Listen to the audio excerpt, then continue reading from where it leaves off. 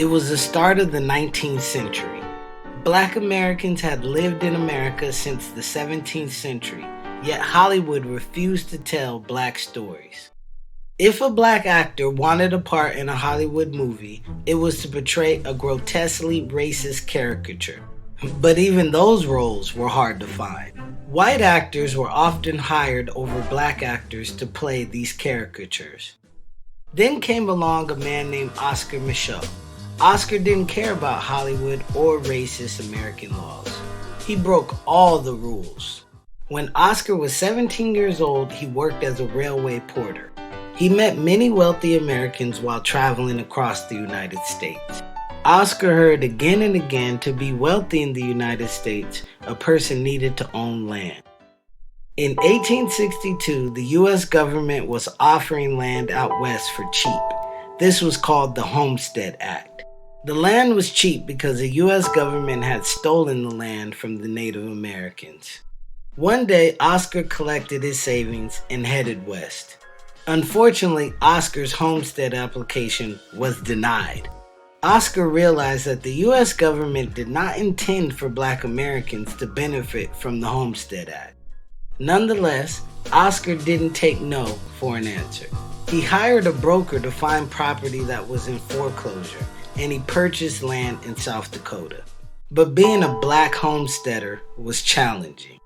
Every evening, Oscar would write his hardships into stories.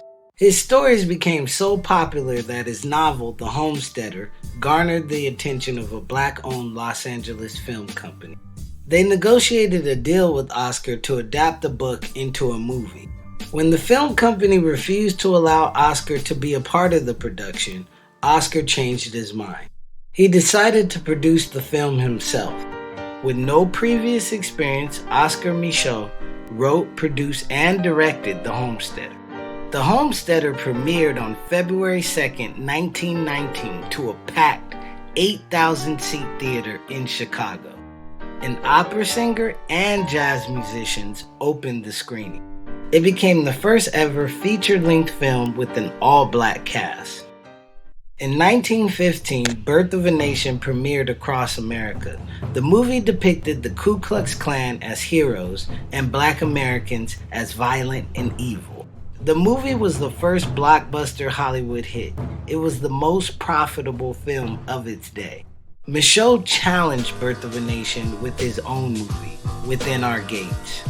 Oscar's film flipped the narrative by showing the main character, Sylvia Landry, brutalized by white oppressors. Oscar produced his movies on a shoestring budget. He filmed in friends' homes with borrowed props and costumes.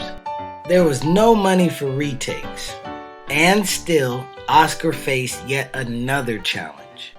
Most movie theaters were owned by white Americans, and these owners refused to play black films.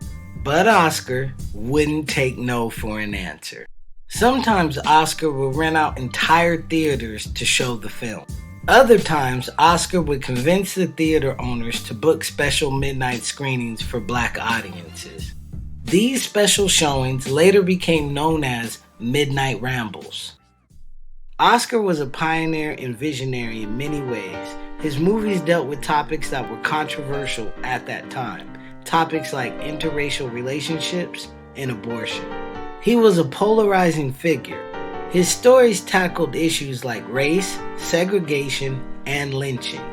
White Americans disliked Oscar's films because he called out racial injustices. Some Black Americans rejected Oscar's movies because he had an affinity for casting black actors with lighter skin tones. At the same time, Oscar's films depicted contemporary black life with complex characters.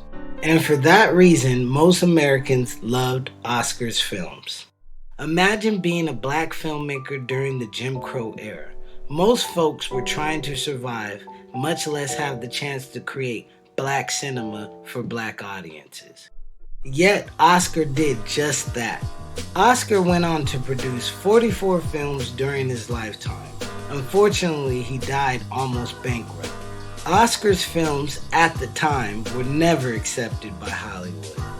Then, in 1986, Oscar was posthumously admitted to the Directors Guild of America and given a star on the Hollywood Walk of Fame.